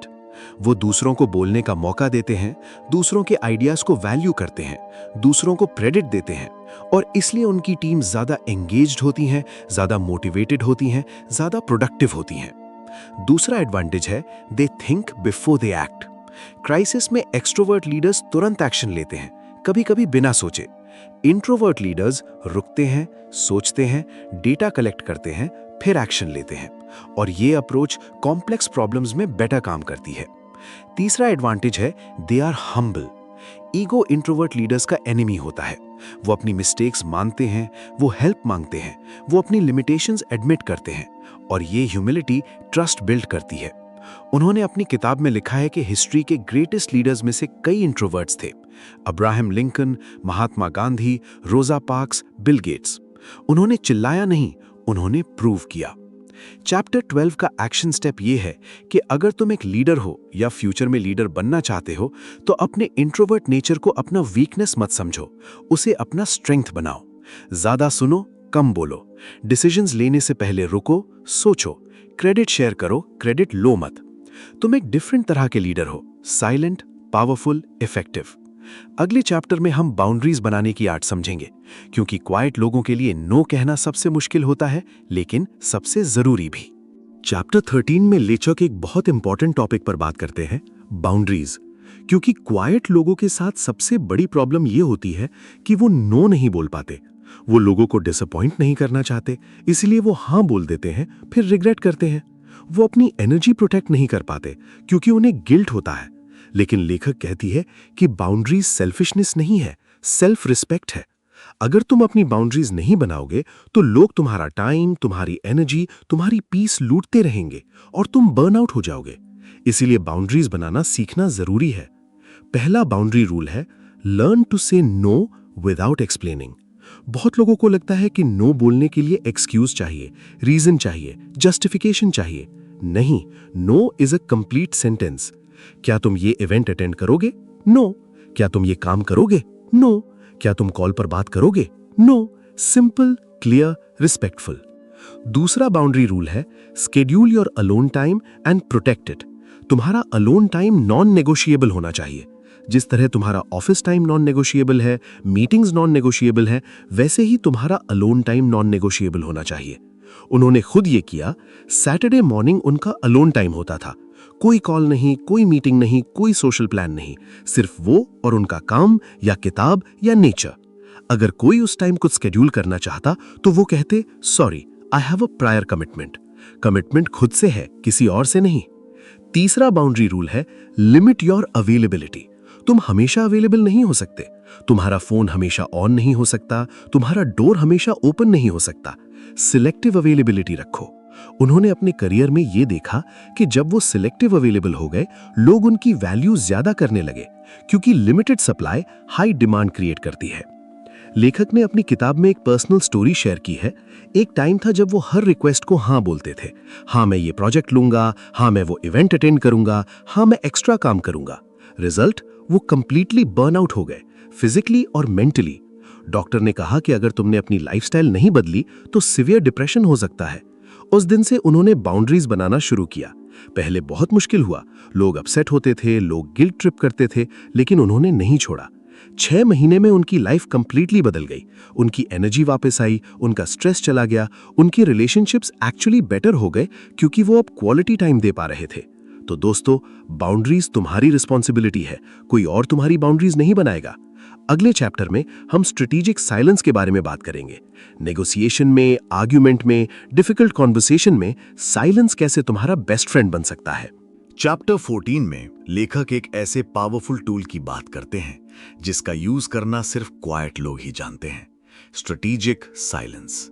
Negotiation हो, आर्ग्यूमेंट हो, डिफिकल्ट कॉन्वर्सेशन हो या कोई हाई प्रेशर सिचुएशन हो, वहां पर साइलेंस सबसे पावरफुल वेपन बन सकता है। क्योंकि जब तुम चुप हो जाते हो, तुम सामने वाले को अनकंफर्टेबल कर देते हो, और अनकंफर्टेबल इंसान जनरली कुछ ना कुछ बोलता है, और बोलते हुए वो इंफॉर्मेशन लीक कर देता है जो वो नहीं लीक करना चाहता। उन्होंने अपनी किताब में लिखा है कि साइलेंस एक साइकोलॉजिकल प्रेशर टूल है। पुलिस इंटेरोगेशंस में इसका यूज होता है, सेल्स में इसका यूज होता है, नेगोशिएशंस में इसका यूज होता है, और क्वाइट लोगों के लिए ये नेचुरल है क्योंकि वो कंफर्टेबल साइलेंस में रहते हैं। पहला स्ट्रेटेजिक साइलेंस रूल है, when you ask a question stay silent. Question पूछने के बाद चुप हो जाओ। जब तक सामने वाला जवाब नहीं देता मत बोलो। लोग जनरली साइलेंस में अनकंफर्टेबल फील करते हैं, इसलिए वो जल्दी बोल देते हैं, और कभी-कभी वो ऐसी बात बोल देते हैं जो वो नहीं बोलना चाहते। दूसरा रूल है, after making an important point stay silent. तुमने अपनी बात रख दी, इंपॉर्टेंट पॉइंट रख दिया, तो उसके बाद चुप हो जाओ। सामने वाले को टाइम दो प्रोसेस करने के लिए, रिएक्ट करने के लिए, जवाब देने के लिए। अगर तुम कंटिन्यूअसली बोलोगे तुम उनका प्रेशर रिलीज कर दोगे। अगर तुम चुप रहोगे प्रेशर बिल्ड होगा और वो कुछ ना कुछ बोलेंगे। तीसरा रूल है, when someone is angry stay silent. जब कोई तुम पे गुस्सा है तो मत बोलो, चुप रहो। उनको अपना गुस्सा निकलने दो, क्योंकि गुस्सा टेम्पररी होता है, और जब वो गुस्सा निकल जाएगा तब वो रैशनल हो जाएंगे, तब तुम बात कर सकते हो। अगर तुम तुरंत जवाब दोगे तो गुस्सा और बढ़ेगा। साइलेंस गुस्सा को कूल डाउन कर देती है। लेखक ने अपनी लाइफ में ये टेक्निक यूज करी। एक बार उनका क्लाइंट बहुत गुस्सा था, फोन पे चिल्ला रहा था। लेखक ने कुछ नहीं कहा, बस सुनते रहे। 5 मिनट बाद क्लाइंट ने कहा, हेलो, हो रहे हो? लेखक बोले, मैं सुन रहा था, मैं चाहता हूं कि आप अपनी पूरी फ्रस्ट्रेशन निकाल दें, फिर हम सोल्यूशन ढूंढेंगे। क्लाइंट काम हो गया और प्रॉब्लम सॉल्व हो गई। तो दोस्तों, साइलेंस सीखो, यूज करो और देखो कैसे तुम्हारे कॉन्वर्सेशंस, नेगोशिएशंस और रिलेशनशिप्स बदलते हैं। चैप्टर 14 का एक्शन स्टेप है, अगले 7 दिन इंटेंशनली 3 सिचुएशंस में स्ट्रेटेजिक साइलेंस यूज करो। किसी से कोई इंपॉर्टेंट क्वेश्चन पूछो और चुप हो जाओ। कोई इंपॉर्टेंट पॉइंट रखने के बाद चुप हो जाओ। किसी के गुस्सा होने पर चुप हो जाओ। ऑब्जर्व करो क्या होता है। तुम्हें शॉक लगेगा कि साइलेंस कितना पावरफुल है। अगले चैप्टर में हम 5 ऐसी जगहों के बारे में बात करेंगे जहां क्वाइट लोग नेचुरली एक्सट्रोवर्ट से बेटर परफॉर्म करते हैं।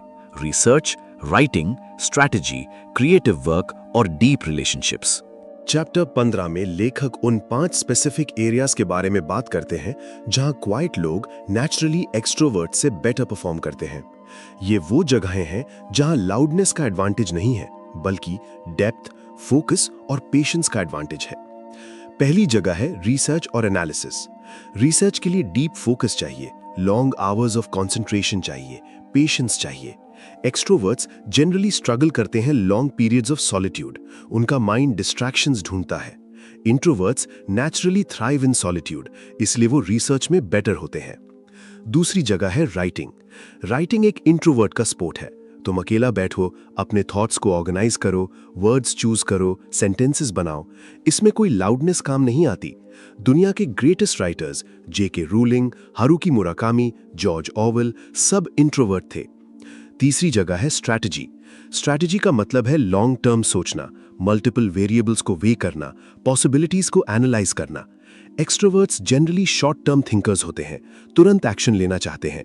इंट्रोवर्ट्स नेचुरली स्ट्रेटेजिक थिंकर्स होते हैं, इसलिए वो प्लानिंग और स्ट्रैटेजी रोल्स में एक्सेल करते हैं। चौथी जगह है क्रिएटिव वर्क। क्रिएटिविटी सॉलिट्यूड में आती है, साइलेंस में आती है। जब तुम बोर हो रहे हो, जब तुम कुछ नहीं कर रहे, जब तुम अपने थॉट्स के साथ अलोन हो, तब क्रिएटिव आइडियाज आती हैं। एक्सट्रोवर्ट्स अवॉइड बोर्डम, इसलिए उनकी एक्सटर्नल स्टिमुलेशन ढूंढते हैं। इंट्रोवर्ट्स कंफर्टेबल है बोर्डम में, इसलिए उनकी क्रिएटिव आउटपुट ज्यादा होती है। पांचवी जगह है डीप रिलेशनशिप्स। एक्सट्रोवर्ट्स के बहुत फ्रेंड्स होते हैं, लेकिन जनरली सरफेस लेवल। इंट्रोवर्ट्स के कम फ्रेंड्स होते हैं, लेकिन वो रिलेशनशिप्स डीप होते हैं, मीनिंगफुल होते हैं, लॉन्ग लास्टिंग होते हैं। क्योंकि introverts invest time and energy in relationships, वो सुपरफिशियल नहीं रहते। उन्होंने अपनी किताब में लिखा है कि इंट्रोवर्ट्स का रिलेशनशिप सेटिस्फैक्शन ज्यादा होता है और डिवोर्स रेट भी कम होती है। तो दोस्तों, अगर तुम इन 5 एरियाज में हो तो अपने इंट्रोवर्ट नेचर को ब्लेसिंग समझो। तुम एडवांटेज में हो, डिसएडवांटेज में नहीं। अगले चैप्टर में हम बात करेंगे कि सोसाइटी को चेंज करने की जरूरत नहीं, खुद को समझने की है। एक्सेप्टेंस का चैप्टर। चैप्टर 16 में लेखक एक बहुत डीप फिलोसॉफिकल पॉइंट रेज करते हैं कि क्या हमें सोसाइटी चेंज करनी है या खुद को। बहुत क्वाइट लोग ये सोचते हैं कि दुनिया गलत है, सोसाइटी गलत है, जो लाउड लोगों को रिवॉर्ड करती है, क्वाइट लोगों को इग्नोर करती है। उन्हें लगता है कि सोसाइटी को चेंज होना चाहिए। लेकिन लेखक कहती हैं कि सोसाइटी चेंज करना तुम्हारे कंट्रोल में नहीं है। तुम खुद को चेंज करना और खुद को समझना तुम्हारे कंट्रोल में है। और जब तुम खुद को समझोगे, अपने नेचर को एक्सेप्ट करोगे, अपनी स्ट्रेंथ्स को रिकग्नाइज करोगे, तब तुम्हें पता चलेगा कि तुम्हें सोसाइटी चेंज करने की जरूरत नहीं है। तुम्हें बस अपनी जगह ढूंढनी है, अपनी ट्राइब ढूंढना है, अपने एनवायरनमेंट ढूंढना है जहां तुम नेचुरली फिट हो। उन्होंने अपनी किताब में लिखा है कि एक्सेप्टेंस फर्स्ट स्टेप है। Accept that you are quiet. Accept that you will never be the loudest person in the room. Accept that some people will never understand you. And then move on. दूसरा point है stop comparing yourself to extroverts. Comparison is the thief of joy.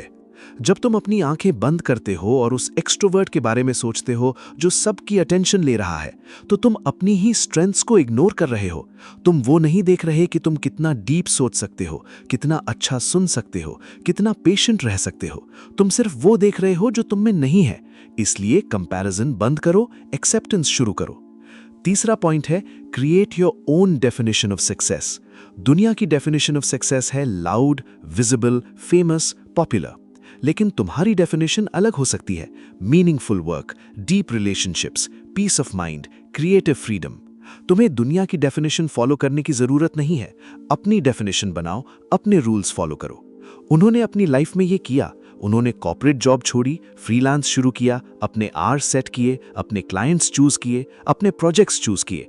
उनकी income कम हो गई initially, लेकिन उनकी happiness double हो गई, क्योंकि वो अपनी डेफिनेशन के हिसाब से सक्सेसफुल हो गए।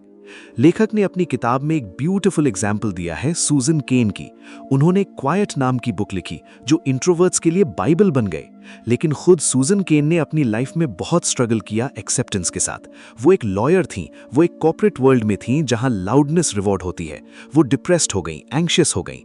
फिर उसने डिसाइड किया कि वो अपनी नेचर के खिलाफ जाना बंद करेगी।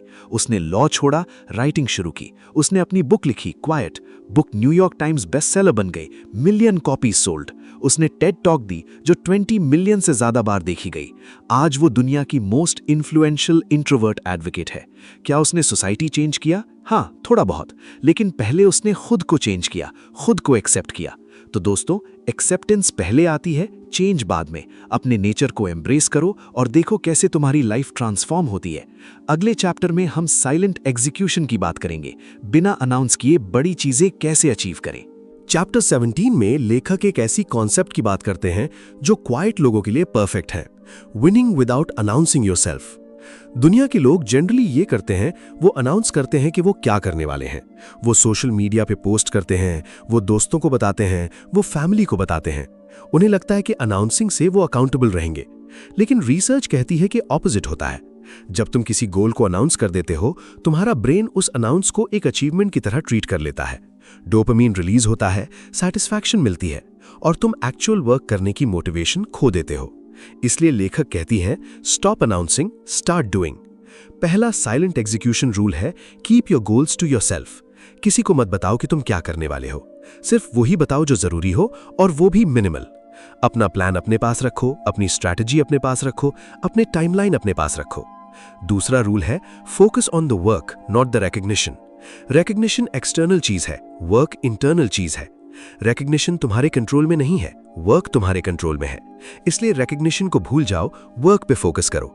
उन्होंने अपनी लाइफ में ये देखा कि जब वो रिकग्निशन की चिंता बंद कर दिए, उनका क्वालिटी अप हो गया, उनका क्वांटिटी अप हो गया और ऑटोमेटिकली रिकग्निशन भी आ गई। तीसरा रूल है लेट योर रिजल्ट्स स्पीक। तुम्हारे रिजल्ट्स तुम्हारे स्पोक्स पर्सन है। अगर तुमने अच्छा काम किया है, वो खुद बोलता है, तुम्हें बोलने की जरूरत नहीं है। उन्होंने अपनी किताब में लिखा है कि best marketing is no marketing, best PR is no PR, best announcement is no announcement. सिर्फ काम करो और काम को तुम्हारे लिए बोलो। उन्होंने अपने एक स्टूडेंट की स्टोरी शेयर की है। वो एक फिटनेस कोच था, सोशल मीडिया पे रोज पोस्ट करता था, मोटिवेट करता था, लेकिन उसके खुद के रिजल्ट्स एवरेज थे। उन्होंने उसे कहा कि 6 महीने सोशल मीडिया बंद करो, सिर्फ अपने काम पे फोकस करो। उसने किया। 6 महीने में उसने अपनी बॉडी ट्रांसफॉर्म कर ली, अपना नॉलेज डीप कर लिया, अपनी कोचिंग स्किल्स इंप्रूव कर ली। फिर जब वो वापस आया, उसकी क्रेडिबिलिटी स्काई रॉकेट हो गई। उसकी फॉलोइंग पहले से ज्यादा बढ़ गई, बिना कोई अनाउंसमेंट किए। चैप्टर 17 का एक्शन स्टेप है, आज किसी एक गोल के बारे में किसी को मत बताना। चुप रहो, काम करो, रिजल्ट लाओ, फिर देखो क्या होता है। तुम्हें लगेगा कि अनाउंसिंग की जरूरत ही नहीं थी, सिर्फ एक्शन की जरूरत थी। अगले चैप्टर में हम कंक्लूजन के साथ पूरी किताब को सम अप करेंगे और एक 30 डे क्वाइट एडवांटेज चैलेंज देंगे जो तुम्हारी जिंदगी परमानेंटली बदल देगी। क्योंकि दोस्तों, लेखक ने सही कहा है, the best way to win is to win silently. No announcement, no celebration, just execution and then win again. Chapter 18, अब तुम्हारी चुप्पी तुम्हारा सबसे बड़ा हथियार है। दोस्तों, हम आ गए हैं इस सफर के आखिरी चैप्टर में। पिछले 17 चैप्टर्स में हमने मैथ्यू पेचिंस्की की किताब द क्वाइट एडवांटेज के सबसे इंपॉर्टेंट प्रिंसिपल्स को डीपली समझा कि क्वाइटनेस कमजोरी नहीं, वेपन है। उन 3 ताकतों को समझा जो सिर्फ क्वाइट लोगों के पास होती हैं: deep listening, strategic thinking, emotional regulation. फिर हमने सीखा कि इस शोरगुल वाली दुनिया में शांत कैसे रहें, अपनी एनर्जी कैसे बचाएं, बाउंड्रीज कैसे बनाएं। फिर हमने समझा कि बिना बोले ध्यान कैसे खींचें, कम बोलकर ज्यादा इंपैक्ट कैसे बनाएं और साइलेंस को अपना ब्रांड कैसे बनाएं। फिर हमने कॉर्पोरेट दुनिया, सोशल मीडिया, रिलेशनशिप्स और लीडरशिप में क्वाइट एडवांटेज कैसे यूज करें, ये सीखा। फिर हमने डीप वर्क, कॉन्वर्सेशन, बाउंड्रीज और साइलेंट एग्जीक्यूशन के प्रैक्टिकल टेक्निक्स सीखे। और अब चैप्टर 18 में लेखक पूरी किताब को कंक्लूड करते हैं और एक powerful 30 day quite advantage challenge देते हैं। उन्होंने अपनी किताब में लिखा है कि नॉलेज चेंज नहीं लाती, एक्शन लाती है। तुम चाहे कितनी भी बुक्स पढ़ लो, कितनी भी चैप्टर सुन लो, अगर तुम एक्शन नहीं लोगे तो वो सब बेकार है। इसलिए उन्होंने एक 30 डे क्वाइट एडवांटेज चैलेंज दिया है। रोज एक प्रिंसिपल प्रैक्टिस करो 30 दिन तक। डे 1, अपनी क्वाइटनेस को एक्सेप्ट करो, उसके बारे में कोई नेगेटिव थॉट नहीं। डे 2, एक सोशल इवेंट को डिक्लाइन करो और गिल्ट मत फील करो। डे 3, किसी कॉन्वर्सेशन में 80% सुनो, 20% बोलो। डे 4, अपना डीप वर्क जोन बनाओ, 2 घंटे अनइंटरप्टेड काम करो। डे 5, किसी मीटिंग में कम बोलो लेकिन क्वालिटी बोलो।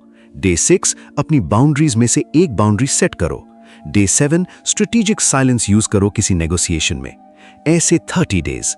मैं गारंटी देता हूं 30 दिन के बाद तुम खुद को नहीं पहचान पाओगे।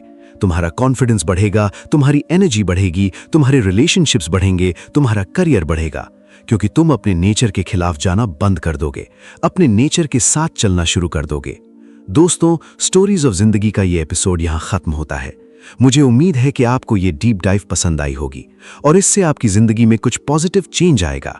अगर आपने अभी तक चैनल सब्सक्राइब नहीं किया है तो अभी करें, क्योंकि ऐसी लाइफ चेंजिंग स्टोरीज और समरीज हम रोज लाते रहेंगे। मैथ्यू पेचिंस्की ने सही कहा है, the world needs your quiet strength. Don't hide it, don't change it, don't apologise for it, use it. तुम्हारी चुप्पी तुम्हारा सबसे बड़ा वेपन है। यूज करो, जीतो। और याद रखो, winning without announcing yourself is not just possible, it's powerful. आपका अपना था स्टोरीज ऑफ जिंदगी से। मिलते हैं अगले एपिसोड में नई कहानी, नई सीख के साथ। तब तक के लिए अपनी चुप्पी को अपना हथियार बनाओ और दुनिया को बिना बताए बदल डालो।